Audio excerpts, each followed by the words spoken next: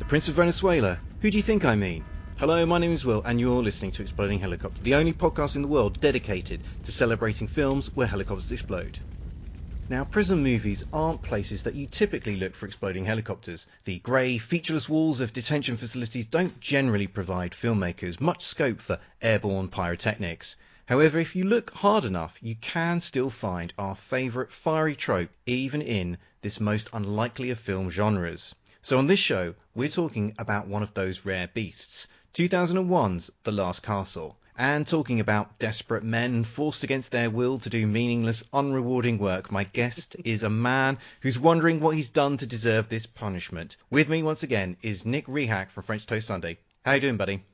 I'm doing fantastic, Will. Thank you for having me back. Yeah, it's, you had a little gap, you had a little break, but now I am really making you work on these podcasts. You really are. I'm cracking the whip. Oh, man, this movie. Now, obviously, The Last Castle is a prison movie, and I kind of wondered, what's your, that's a well-worn film genre, so I wondered if you had any particular favourites in that particular genre. I mean, the default is always to say Shawshank Redemption, so removing that one. Do you think that? I mean, I have a bit of a beef about that film. Okay.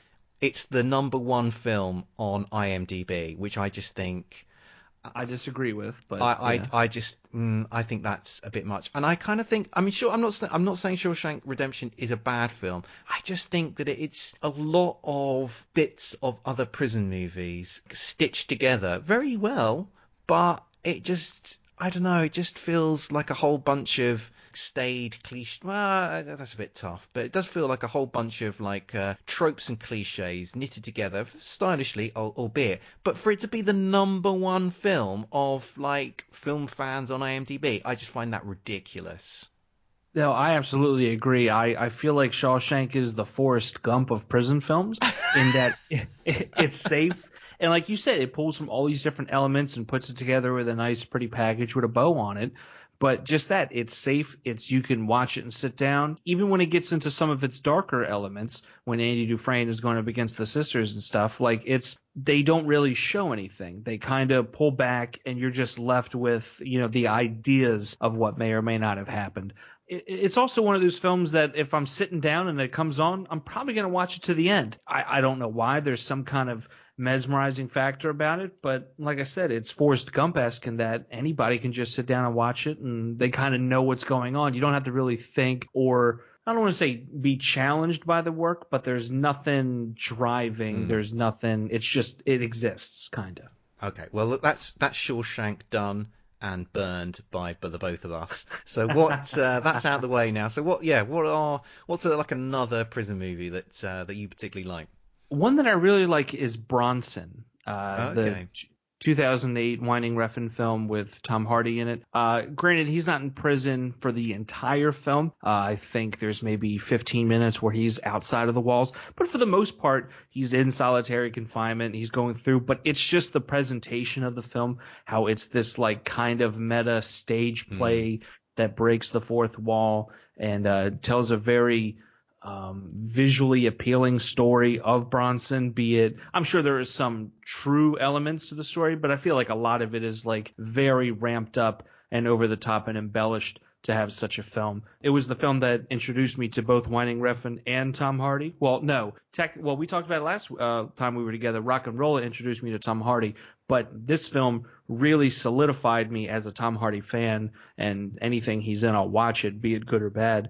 But there's just something about the film and the way they portray prison that it's different. And because it's so different, I'm just drawn to it. Because when you see some prison films, you expect certain scenes, and they'll hit all the beats. This one, you don't really know what you're going to get because it's really it kind different, of just isn't it? It's really real different. whirly bird around the room. Absolutely.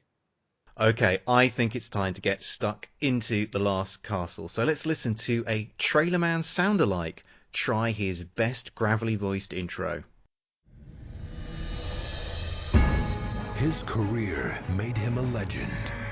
3 stars. We should be naming a base after the man, not sending him here. One mistake Disregard of direct verbal orders resulting in the death of 8 American soldiers. cost him his freedom. What do you expect? from your time here at the castle? Nothing. Do my time, go home. That is the perfect answer. Afternoon, sir. This thing that you're doing with your hand, you're grabbing your hair, what's that? That was a salute. So, no, I don't think so. What are you doing? Saluting amongst prisoners is prohibited. You get on Winter's bad side, you're done. I'm not fighting anyone or anything anymore. Dad, you're a great man. You've done so much for this country. Twice in the last year there have been accidents where men have been hit in the head and killed. I've been hearing some pretty disturbing things about what goes on in here. But until you spend some time in the yard with those animals, you have no idea what happens in there. Eugene Irwin is one of America's top generals, but after disobeying orders, he's court-martialed and locked up in a military prison. At first, Irwin just wants to serve out his time, but he quickly finds himself engaged in a battle of wills with the prison's disciplinarian warden, Colonel Winter. When Irwin witnesses the mistreatment of soldiers in the jail, he engineers an effort to take over the prison and end the inmates' injustice. The Last Castle stars Robert Redford, James Gandolfini, Mark Ruffalo and Delroy Lindo. It was directed by Rod Lurie, who filmed The Contender, the remake of Straw Dogs and Deterrence, which is quite an interesting film. The Last Castle has a 6.9 rating on IMDb and a 74% audience rating on Rotten Tomatoes. Critics were rather tougher on the film, but as always, let's find out what my guest made of the film. So, Nick, what did you make of The Last Castle? I thought it was fine. The performances across the board are solid. Everybody does a really good job with the material that they have. I found a couple problems with it, and at times I didn't find it believable. I thought it was like not a fairy tale, but it was just kind of absurd and silly at points. And like, where's the gravity behind it? And something just felt off about it. But like I said, the performances are great. I really liked Clifton Collins Jr. in there. I'm watching this movie. I'm like, I know this guy. And then I'm like, oh, yeah, that's right. And so to see some faces like that, I didn't know Mark Ruffalo was going to be in the film. That caught me off guard, and that was a welcome surprise. Delroy Lindo, again, from our previous film that we but spoke of together, Sahara. So I'm hoping that there's future films with Delroy Lindo in it. But I thought it was fine. I would probably be right in line with the IMDb rating of a 6.9, maybe a little bit higher, like a 7.1. But it was fine. Nothing to go right home about. Well, I'm kind of in a similar place to you. I mean, I thought this was a good movie, maybe even sort of very good movie. But it's very solid. It's got good actors, and there's some interesting themes at work here. But there's something missing in this movie, and I was trying to put my finger on quite what is the missing element, and I think the missing element for me is just doesn't quite feel like the stakes are quite there. Like, I don't really feel enough jeopardy, and I don't really feel like there are enough the consequences if Robert Redford doesn't succeed in what he's trying to do. I don't really feel that that the consequences of him not succeeding are quite fleshed out, and I think it's maybe something to do with that, about why it didn't land. And it kind of sounds like you had a similar experience with your take, in the sense that there was something missing from the film. So I mean, are you able to sort of put your finger a little bit more definitively on what it was lacking for you? Honestly, I can't, but I like your point of there's no real stakes to the film. It felt like in a lot of scenes that they were pushing it enough in order to get to the next scene, or just enough to advance the plot. They didn't really hunker down and I guess sort it through and figure out what they were going to do. There's a lot of moments that just don't really have a payoff and just don't seem to go anywhere. Kind of like, what's the point of this? We already know what he's going to say. Like you said, no real stakes to it. So after a while, I just kind of went, you know what? The story doesn't really matter. I'm just kind of watching these actors do a really good job of acting. Well, I mean, the whole issue of stakes is quite interesting, because Robert Redford, arrives at this prison, and he just wants to serve out his time when he gets there. But then he fairly quickly sort of realizes that the guy running the prison is a bit heavy-handed, and then he's told that actually some inmates previously were sort of killed by the prison guards as a result of the warden's policy. And then after a period of time, he actually sees the warden basically order the assassination or execution or the killing of one of the inmates. And I don't know, that just doesn't quite, so it's there in the film. You can see that James Gandolfini running this prison is clearly a bad person. He's ordering one of the prisoners to be killed, but somehow it doesn't land. Somehow it doesn't. I was just left completely nonplussed by that, and it's weird. I found it weird that just doesn't have any resonance. Well, I think it's because it just feels so forced. It's just things are taken to such an extreme so quickly. I mean, if you look in the beginning of the film, when I can't think of his name, older white guy with like a beard, he's putting some rocks on a wall, and Aguilar comes over and he's like, oh, you got to do this with the wall. He's like, no, shut up. You don't know what you're talking about. A couple of derogatory words and slurs. And they get back to work, and everybody's just kind of on their separate way and against one another. But then 10, maybe 20 minutes later, all of a sudden they're buddies now, and they're okay with each other. There's no gradual arc or change or development. It's just, and we feel this way now, and all of a sudden this character's changed and that one's changed. It's just sudden, and it's just, you're supposed to believe this change. There's no gradual, we're walking there. There's no believe it, but you can't grip into it and identify with the situation because it's already past you, and we're already moving on to the next scene. And again, it just goes back to leaving something to be desired. It leaves no stake. There's no real tension in the film either. Like whenever Gandolfini and Redford are in the room together, I always felt like Redford had the upper hand. I never felt like Gandolfini had one over on him, or anyone for that matter. So even in moments of peril, I'm like, oh, he's going to get out of it. He's going to get out of it. Like there was never like, oh man, I don't know. Like I kind of hope he gets out of it. It was never like that. I think that's a really good point. There is just no jeopardy in this film, and I think that hurts it. And I think that's why it doesn't feel. I think that's probably the element that is missing, and why, despite there being quite a lot of good stuff in this film, why neither of us feel it is quite as good as perhaps it should be. Yeah, agreed. No, totally agreed. And it's nothing against the actors. It's just that's the story. That's the script they were given. Yeah, they're just working with what they've got there. I definitely don't think it's something that you can lay at the doors of the actors. It's definitely something that is missing in the script and the story. But one thing that I did want to talk about definitely is some of the themes of this film, because it really sort of focuses on this sort of battle of wills between Gandolfini and Redford, and in the conflict between these two characters is revealed the film's major theme, which is about leadership. So I wondered how you felt that played out through the film. I feel like it might have played a little bit. I don't think it was.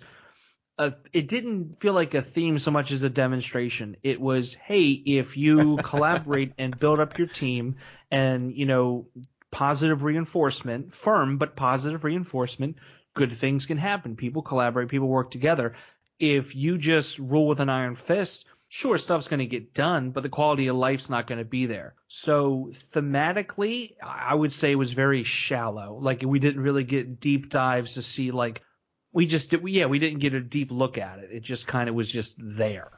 I get your point. I think there was a bit more to it than that. I do think you have a point about the theme of leadership perhaps being more of a demonstration rather than a debate, because in this film you have the contrast between the two characters. So you've got Gandolfini as this by the book officer. It's implied in the film that he's whilst he's in the military and running this prison, he's somebody who hasn't actually seen active service, and he's somebody who demands respect, and that's contrasted with Robert Redford's character, who is this war hero. He's been decorated multiple times, and he's somebody who earns people's respect. And so you can see within the film, you can see Gandolfini trying to lead by manipulating people and instilling fear, whilst Redford is trying to lead by instilling pride in people and providing leadership through his own personal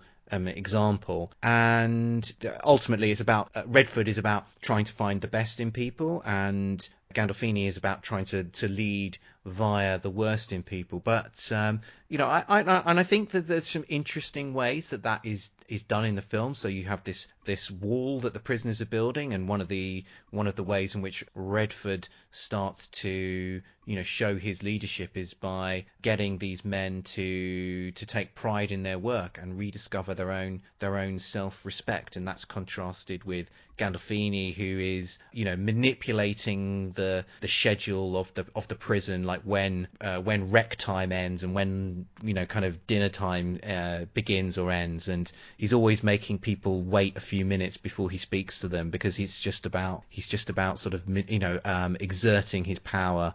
So I think there's a bit more interesting stuff in terms of leadership in this particular film. I don't know if I've convinced you with any of that. You know what, you kind of did, especially when you brought up the whole time portion of it, because as soon as you said that, there are many moments in the film, like you pointed out, where he says 5 minutes or 2 minutes or this or that, or he kind of goes by the clock. And even there's times when he was asking for the chow horn, they're like, it's not for another 10 minutes, and he wants it then and there. So I can see your point.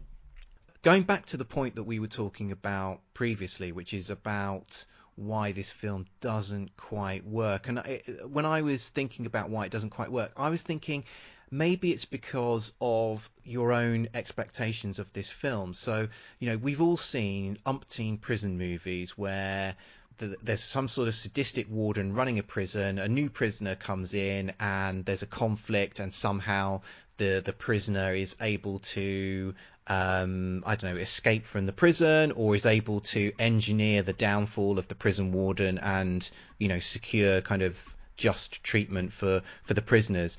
And whilst that element is part of this film, it's not, I don't think, meant to be the major part of this film. It's meant to be this examination of leadership. And so I wonder if it's actually sort of the focus of, because this film is focused on examining something else, but it's kind of working within a sort of the tropes of another film. That's why it doesn't feel like it quite satisfies, because it feels like it's falling between two stools.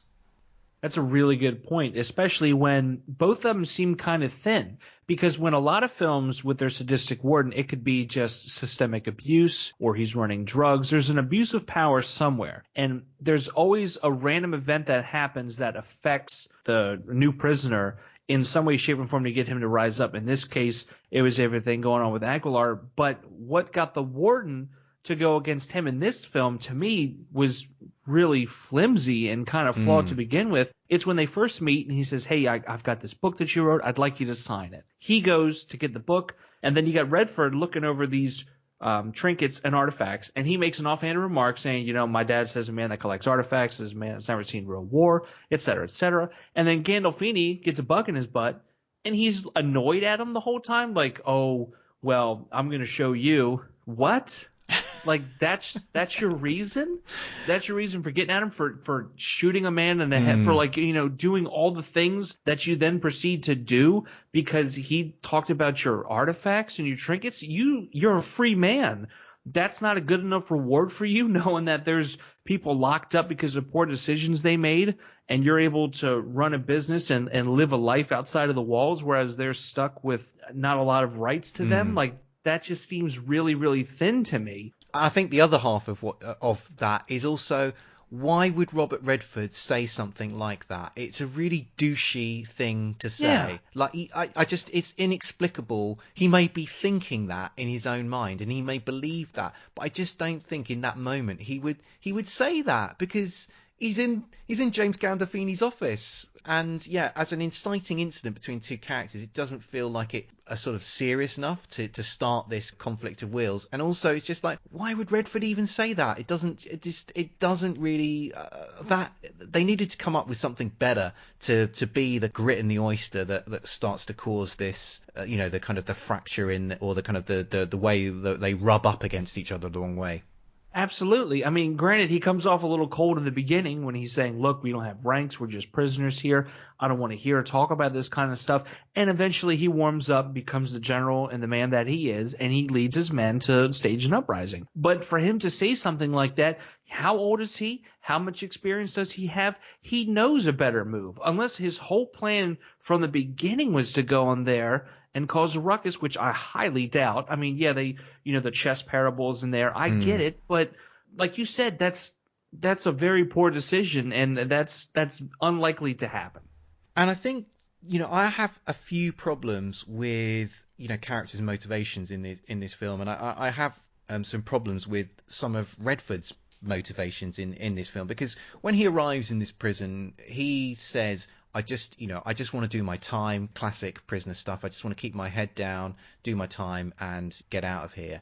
So initially Redford's character starts to see some of the mistreatment issues that are going on in the prison, but he initially doesn't want to get involved because he just wants to do his own thing and get out of there. And he's got a whole backstory of how he previously got involved in a kind of military decision that he shouldn't have got involved in, and the consequences were that people died. So there's a sort of an element to his backstory of, well, the last time I kind of stuck my neck out, it cost people their lives. So that's another motivation for him not wanting to get involved. But there's a weird scene which I don't really know why it's in the film, where Redford's meets up with his daughter, and his daughter basically disowns him. She says, you've been a terrible father, you were never around, and I don't really want to, now that you're in prison, I don't really want to kind of have any contact with you. It's sort of too difficult. And that scene, the reason I mention that scene is because it almost feels like it's only after he's disowned by his daughter that Redford starts to take an interest in the men in the prison.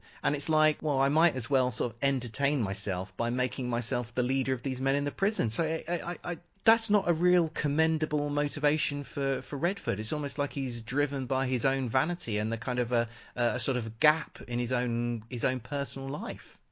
Yeah, no, I totally agree. That scene felt so out of place because it was just so sudden. Like, he's like, yeah, you got 5 minutes, because he was late getting there for who knows what reason. And then he goes to start the conversation. Like you said, she's like, I can't do this. It's like, where is this coming from? We don't know a lot about the guy. He's a mystery.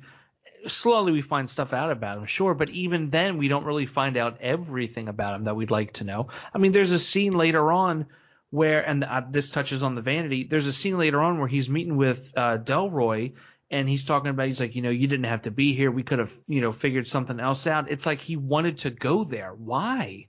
Like, what is the motivation for that? It's just a lot of background decisions and character history decision made for him just doesn't add up to the guy that he becomes, or I guess the status that he returns to. Just a lot of things, now that I really sit and think about it, they just don't make sense. I mean, I just kind of chalked it up to they're trying to have some type of emotional investment, like, oh, he's doing it for his daughter, or oh, he's a man of honor and stuff. But now that we kind of sit and really take a look at it, it's like, it just doesn't make any sense. It's just kind of ham-fisted. Feel this emotion. No, it's not adding up. Because the turning point for Redford, I guess, is meant to be the death of the Aguilar character, of Clifton Collins Jr. And Redford, great as an actor as he is, and as good as he is in this film, I don't really get any sense of moral outrage of him seeing this soldier be murdered in front of him for really this prison warden trying to get one over on Robert Redford. He doesn't, Redford's takeover of the prison feels like an intellectual exercise rather than something that he's doing born of the mistreatment and the kind of injustices that he's witnessed. I don't know if that makes any sense to you, and is something you kind of see in the film as well. No, absolutely. There's no heart in it. He just stands there and watches it happen. Now, granted, he's a general. He's seen some things in his life. But after a while, you got to think, like, if I'm watching that happen, like you said, I'm going to explode and I'm going to start fighting this guy. I'm going to show some type of reaction. Now, it would be that kind of reaction where he gets sent to the hole and then Gandolfini comes sulking on in and says, you know, it didn't have to be this way. You put yourself in this situation. You know what I mean? Kind of turn the tables. That's how you build all of a sudden, you know what, I'm going to take this over and take it away from you because you're a monster of a human being and you need to be stopped. Instead of, like you said, it feels like more of an intellectual exercise. Like, I got nothing better to do while I'm in here, so let me just do this. Oh, yeah. I mean, you know, we're kind of picking a lot of holes in this film, but we should probably end by taking a look at some of the actors in here, because there are, you know, as we've already mentioned, a lot of very good actors in this film, and I think for the most part they do some really good stuff here. So yeah, who stood out in the cast for you? It was Clifton Collins Jr., who I really enjoyed. It was nice to see him in a role like that. And then seeing Mark Ruffalo become I felt like he was Ruffalo before Ruffalo. Unless, which is, hear me out. You're going to have to explain yourself. When growing up, I had only ever seen him in certain type of roles. But then to see him in such a well, maybe that's just my short-sightedness and I didn't see it before, but I feel like the Ruffalo that we get here, we don't really see him again until later on in, like, say, Zodiac or Shutter Island, or, I mean, Shutter Island's not a great example, but even up into, what's the one he just, Spotlight, like, just this very, not necessarily brooding, but this intense character who knows what he wants, who knows how to play the game in order to get it done. That's the Ruffalo I like to see. And like I said, we only get spurts of him every so often. We get him in this, and, you know, like I said, in Spotlight, Zodiac, and kind of stuff. So to see him come out like that, it's really, really nice to see, because you can see him in all kinds of, you know, goofy films and, you know, lighter comms, and obviously now he's the Hulk. So, I mean, obviously people are going to see him as that more than anything else, but to see him in this kind of role, like, I'm for it, and I really, really like it. I really liked James Gandolfini in this particular film. I thought he was really good, actually, in the role of Colonel Winter, the warden of the prison, because I think he underplays that particular role really well. Because I think the danger is, if you're this sadistic prison warden, is, you know, you start veering perhaps towards the over the top end of the spectrum of acting, but he's very sort of internalized. He's very quiet and very controlled in his actions, and I think he grounds that character in a way which I think is really helpful to the plot, which makes this character who's engineered, we're told, 2-3 deaths of prisoners, who's been responsible for, you know, multiple injuries of other prisoners whilst he's been in charge of there. But it kind of grounds that character in a way you think, actually, you know, here's somebody who possibly could get away with it. He makes it kind of believable that he has got that kind of track record, in a way in which, you know, if somebody goes in there and perhaps chews scenery a bit more, you just think, yeah, in the military, I just don't see this guy getting elevated to that particular position.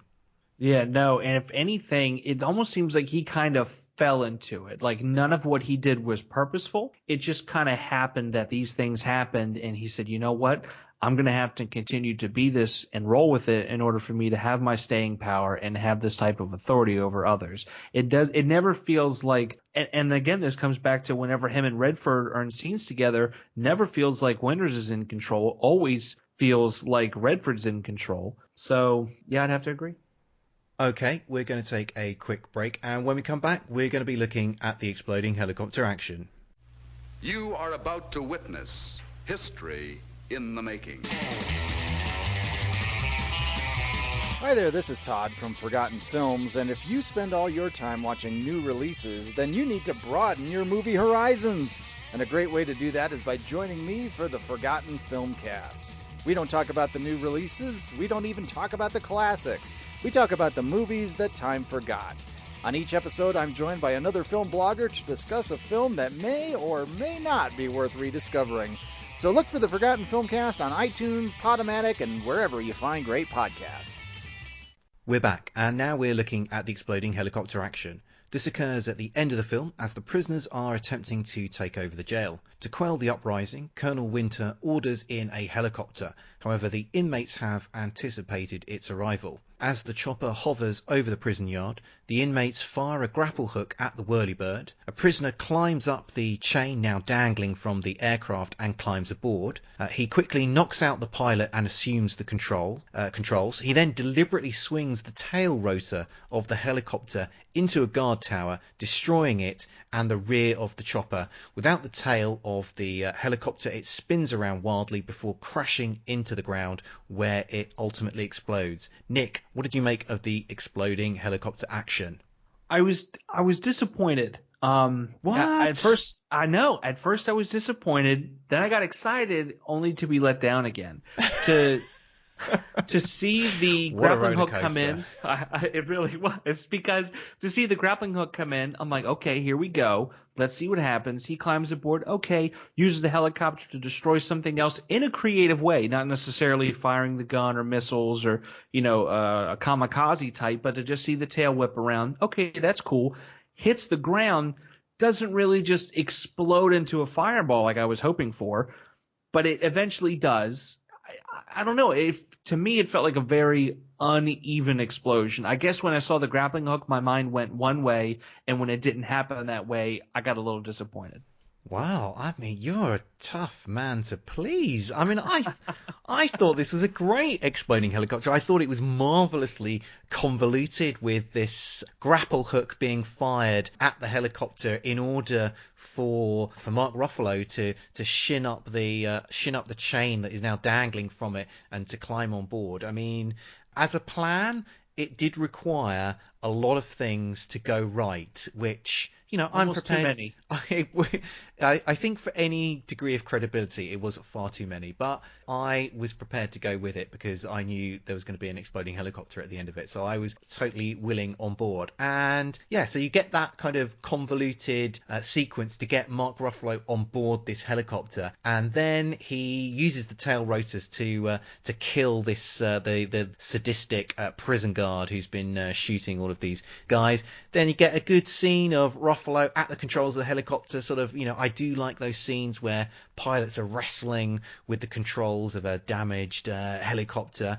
And yeah, then it crashes into the ground, rolls over a few times. Ruffalo is rescued by Redford, and then as they're running away, the whole thing explodes in a really massive fireball. I mean, I thought, it's not, you're not just watching. I mean, I've seen an umpteen helicopters be exploded by somebody firing a machine gun at it or firing a bazooka. I mean, this is, as I say, really convoluted, but it's something new. It's something different. I don't know. What more do you? Are you just a sort of Bob Basic exploding helicopter guy?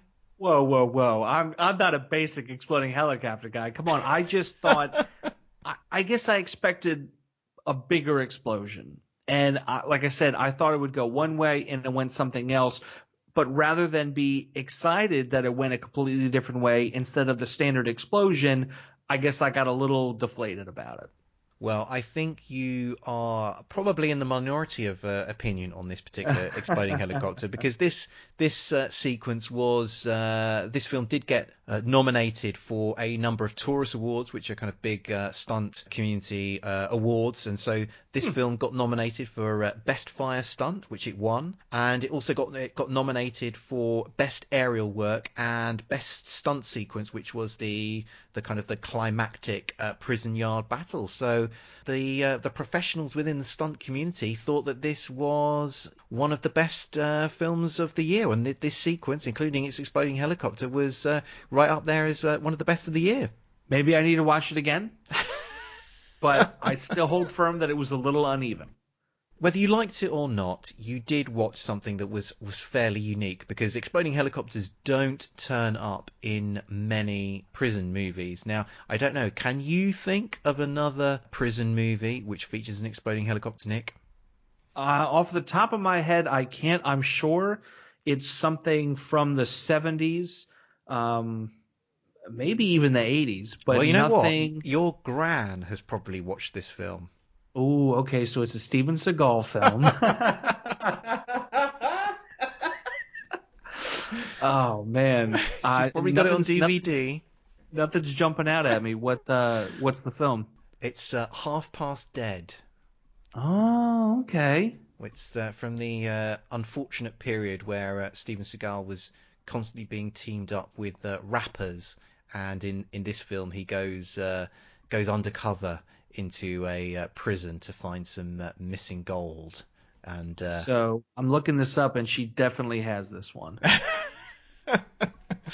well, if you want to, that's the only other prison movie that I am aware of that features an exploding helicopter. So there are, despite prison movies, they are not places you would look for them, but they do crop up there. But one final thought that I want to leave you with in terms of the exploding helicopter, which I thought was a good bit of interesting bit of trivia, which was that the kind of director of this film was, he'd had this whole sequence with, Ruffalo climbing on board, destroying the guard tower, and then obviously the damaged helicopter crashes to the ground. And the director, Lurie, he kind of thought, oh, you know what, maybe it's a bit too much to have the helicopter explode. Maybe it should just like crash into the yard and the wreckage, it just crashes into the yard and the wreckage is there. But apparently the stunt coordinator on the film, a guy called Mick Rogers, apparently he said, look, audiences would actually be disturbed. They would be distracted from the film if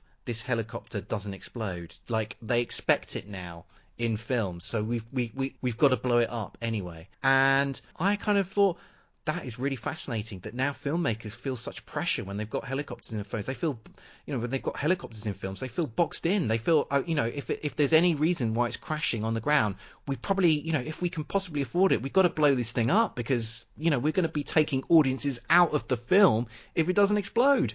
I mean, it's like Chekhov's gun. You see the gun, you got to use it. If you see the helicopter falling to the ground, it's got to explode. Amen to that, brother. Right, I think it's time to wrap this show up. Nick, thanks for joining me once again. Do you want to take a moment to pimp out your stuff online?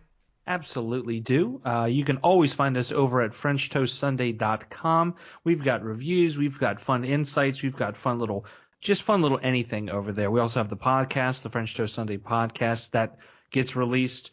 I feel like it's on Thursdays. It could be Fridays. I don't know. I just kind of edit them, pass them on to Lindsay, and she puts them out.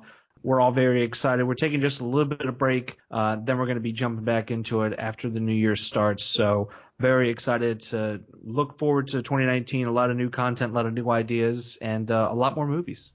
Cool. Now, I know you are listening to the podcast, but did you know you can follow Exploding Helicopter on Facebook, Twitter, Instagram, Tumblr, Letterboxd? I mean, it's very possible you did know this and you have made the entirely rational decision not to expose yourself to any more of our nonsense, but perhaps you lead a particularly empty and meaningless life, in which case, let us fill that void. We'll be back soon, but until then, keep watching the skies for those exploding helicopters.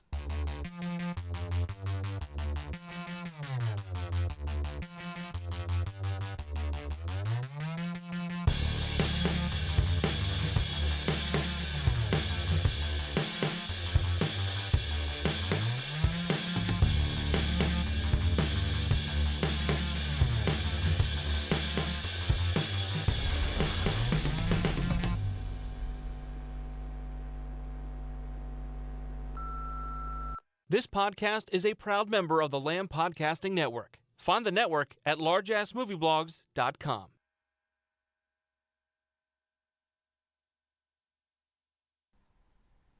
When you first arrived here, I asked you a question. Apparently, I need to ask it again. What do you want from your time here at the castle, Mr. Irwin? And my answer is the same as it was then. Do my time, go home. So you say, but everything you have done has contradicted that. These men are not here for unpaid parking fines and traffic. I'm under no illusion why the men are here, Colonel. I just think they might be reminded about some of the good things they've done, rather than only the worst. Yes, that is something my predecessor used to say.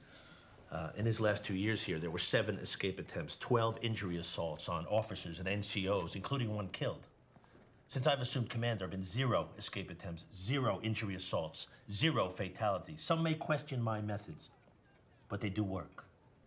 No soldier has ever died needlessly under my command, Mr. Irwin. See, I too share the burden of command. You may not think that I've ever set foot on a battlefield, but that's because you have never sat behind this desk. This desk. My men and I are vastly outnumbered. We spend every day behind enemy lines. Because make no mistake about it, Mr. Irwin, they are the enemy. But I don't need to justify myself to you, do I? I don't know. Do you?